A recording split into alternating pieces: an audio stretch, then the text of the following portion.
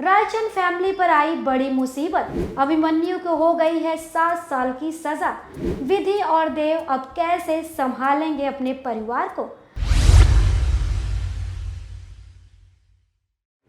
Hello, आप देख रहे हैं फर्स्ट इंडिया। मैं हूं रजनी। टीवी सीरियल नाउम्र की सीमा में दिखाया जा रहा है कि अभिमन्यु पर मर्डर का केस चल रहा होता है और उसे जज 7 साल की सजा सुना देते हैं, जिसके बाद अभिमन्यु चिल्ला कर अपने आप को बेकसूर साबित करता है, लेकिन कोर्ट में उसकी बात कोई नहीं सुनता।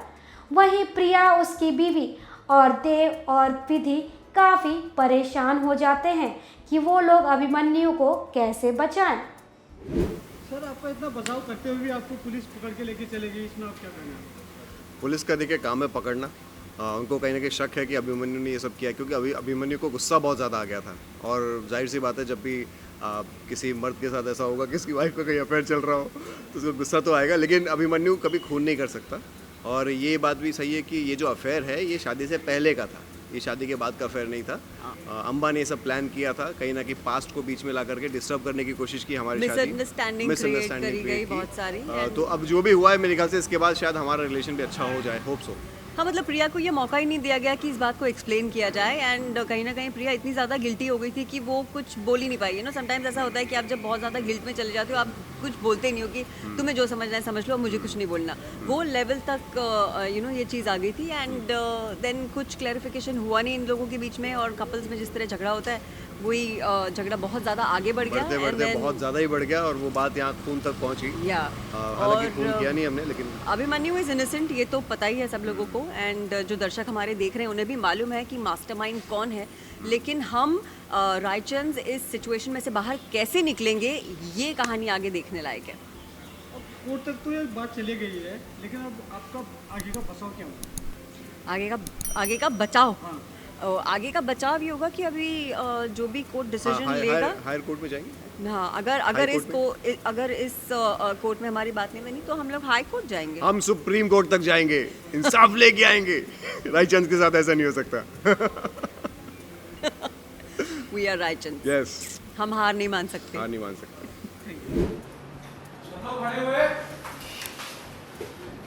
सारा क्या बैठ जाइए, बैठे। केस की कार्रवाई शुरू की जाए।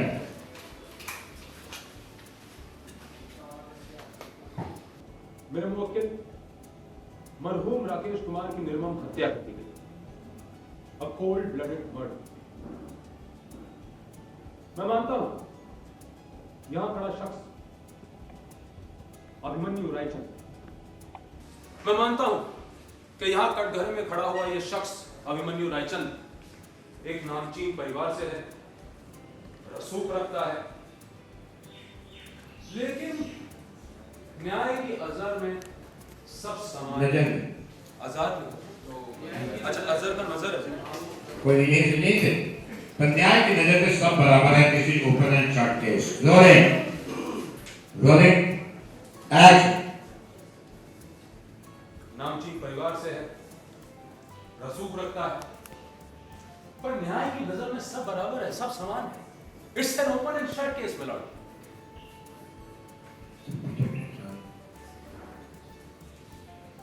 किसी भी कत्ल के जुर्म में, किसी भी मर्डर केस में सबसे बड़ी जो बात होती है वो होती है मोटिव। और यहां अभिमन्यु रायचंद के केस में भी उनके पास एक ऐसी ही बहुत बड़ी चीज थी।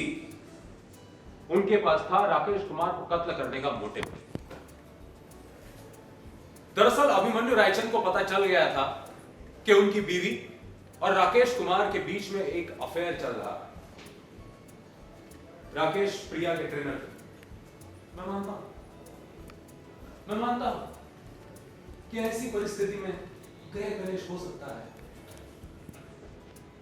पति उत्तेजित हो सकता है, किंतु मिलॉर्ड, बात गृह कलेश तक सीमित नहीं थी। बात यहां न्यायालय में पहुंची। क्यों? क्योंकि यहां खड़े कटघरे में अभिमन्यु रायचंद ने कानून को अपने हाथ में लेने का फैसला कर लिया।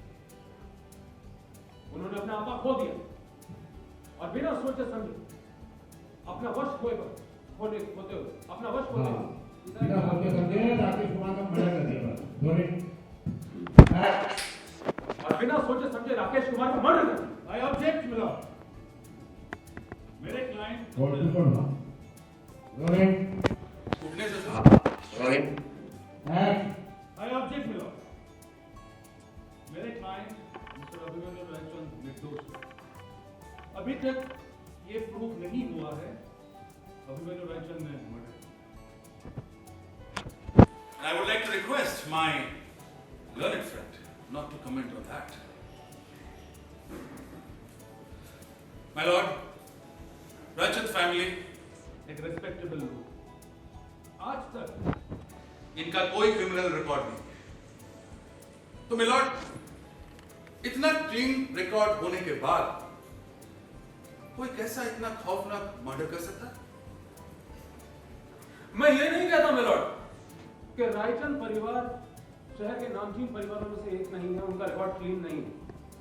हाँ, लेकिन मैं ये जरूर कहता हूं कि जो चीज यहां पर कटघरे में खड़े हुए शख्स अभिमन्यु रायचंद के साथ हुई वो शायद उनके खानदान में किसी और शख्स के साथ नहीं है। और ऐसे में जाती हो जाना, बेकाबू हो जाना, ये तो गवारा नहीं।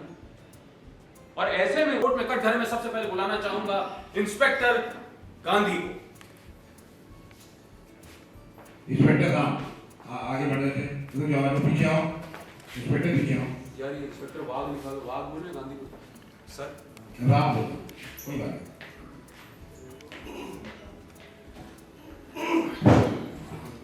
नहीं रोलिंग अगर आपकी इजाजत है तो मैं अपना पहला विटनेस इंस्पेक्टर राम को बुलाना चाहूंगा। Rolling act.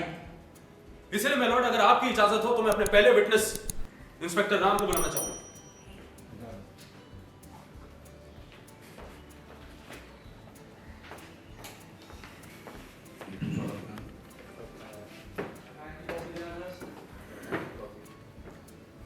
मिलॉर्ड, ये वो एफआईआर है जो स्वर्गीय राकेश कुमार ने 1 महीना पहले अभिमन्यु रायचंद के खिलाफ दर्ज की थी इंस्पेक्टर राम के पुलिस थाने।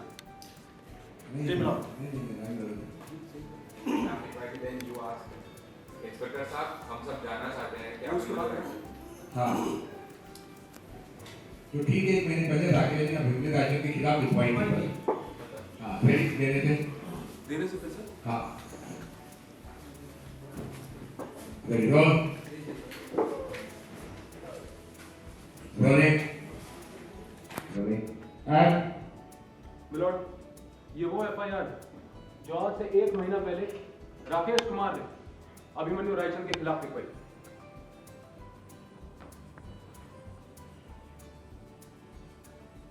इंस्पेक्टर राम, तो हम इनफैक्ट हम नहीं, यानी कि हम सब ये जानना चाहेंगे कि 1 महीना पहले राकेश कुमार पर जानलेवा हमला यहां पर कटघरे में खड़े हुए शख्स अभिमन्यु रायचंद ने किया था या नहीं किया?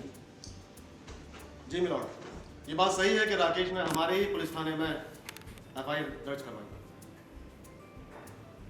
Thank you. एक्चुअली मुझे थैंक यू बोलना है, जज साहब को थैंक यू बोलना अभी गया नहीं है। Sir sorry. जब पैर दीजिएगा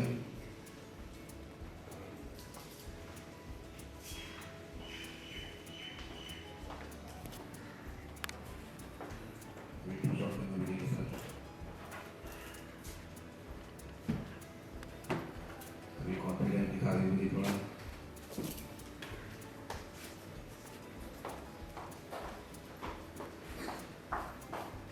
Ready, roll.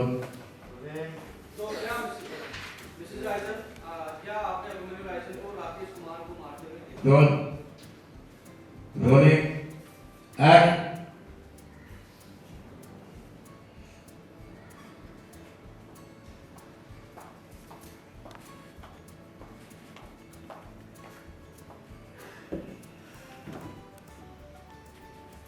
तो मिसेस रायचंद, मैं आपसे पूछना चाहूंगा कि क्या आपने अपने देवर अभिमन्यु रायचंद को राकेश कुमार को मारते हुए देखा था? कंटिन्यू। मैं उस दिन सिमी के स्कूल के बाद उसे वहां से वहां पर देखिए, कोर्ट को आपकी राम कहानी सुनने में कोई इंटरेस्ट नहीं है। जितना पूछा जाए उतनी बात का जवाब दीजिए please. I object my Lord. Prosecution witness को प्रेशराइज कर रही है।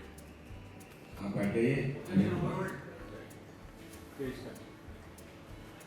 हाँ, बट सर अगर मैं हाँ सर बट सर मैं पूरी बात नहीं बताऊंगी तो कैसे समझ आएगा? हाँ हाँ रोल। बोल रही वही rolling. Rolling. Act. But sir अगर मैं पूरी बात नहीं कहूंगी तो पता कैसे चलेगा कि आखिर वहाँ हुआ क्या था? मैडम, अदालत के पास एफआईआर है जिसमें सब लिखा है। मैडम, अदालत के पास एफआईआर है जिसमें सब लिखा हुआ है। अदालत आपसे हाँ या ना पूछ रही है। अदालत आपसे सिर्फ हाँ या ना पूछ रही है। आपने देखा क्या नहीं? क्या आपने उस दिन जिम के सामने, और वैसे भी मिसेस एक्ट। और वैसे भी मिसेस विधि देव रायचंद कोई डॉक्टर तो है नहीं, हाउसवाइफ है, जो ये डिसाइड करे कि चोट गहरी थी या नहीं गहरी थी। हो सकता है मेरे विक्टिम के अंदरूनी चोट लगने के कारण डेथ हुई हो। बिल्कुल हो सकता है मेरे मुवक्किल की डेथ अंदरूनी चोट के कारण हुई है। और जैसा कि मैंने आपको बताया, अभिमन्यु रायचंद के पास राकेश को मारने का एक बहुत बड़ा मोटिव था। और जैसा कि मैंने आपको बताया,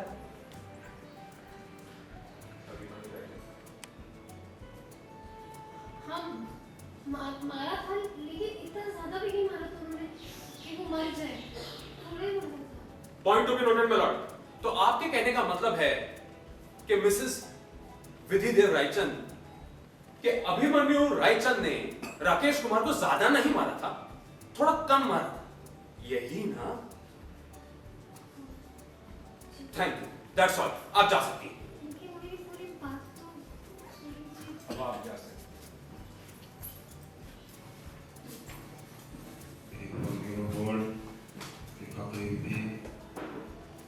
कंटिन्यू। माय लॉर्ड, जैसा कि आपको याद हाँ, होगा, विधि याद है। एक केस आया, एक मियां बीवी के गृह कलेश का, जिसमें एक वाक्य में बीवी ने गुस्से में आकर पति के माथे पर एक किताब दे मारी। उस समय पति को कुछ हुआ तो नहीं, और गुस्से में पति ने उस पर हाथ भी उठाया था, लेकिन उस हादसे के एक दिन बाद पति की अचानक मृत्यु हो गई। मेरे कहने का मतलब है कि और मेडिकल रिपोर्ट से पता चला कि उसे किताब के लगने से उसे अंदरूनी चोट आई थी। रोलिंग। एक्ट। मेडिकल रिपोर्ट से पता चला कि उस किताब के उसके सर पे लगने की वजह से उसे अंदरूनी चोट आई, जिसकी वजह से वो मर गए। जिसकी वजह से उसकी मौत हो गई। तो इसमें ज्यादा या कम मारने से क्या फर्क पड़ता है? तो इसमें ज्यादा या कम मारने से, ज्यादा या कम मारने का क्या फर्क पड़ता है? रोलिंग। रोलिंग। एक्ट। तो इसमें ज्यादा या कम मारने का, सॉरी, रोलिंग। एक्ट। तो इसमें लॉर्ड, हाँ, कोई नहीं। सॉरी, कहा नहीं है। तो इसमें ज्यादा या कम मारने से क्या फर्क पड़ता है ना? इतना बोलिए। रोलिंग। एक्ट। तो इसमें ज्यादा या कम मारने से क्या फर्क पड़ता है? हकीकत तो यह है मिलॉर्ड कि मेरे मुवक्किल राकेश कुमार की मृत्यु अभिमन्यु रायचंद के पीटने की वजह से हुई थी। उसे भी अंदरूनी चोट आई। हाँ, उसे भी अंदरूनी चोट आई हुई, इसीलिए उसकी मौत हुई। डॉक्टर साहब। रोलिंग। एक्ट। उसे भी अंदरूनी चोट आई और इसी वजह से उसकी मौत हुई। जज साहब, मैंने मेरा बेटा खोया, इन्होंने मेरे बच्चे को मार डाला। अब आप ही हम मेरी मां से न्याय दीजिए। मम्मी जी, संभालिए।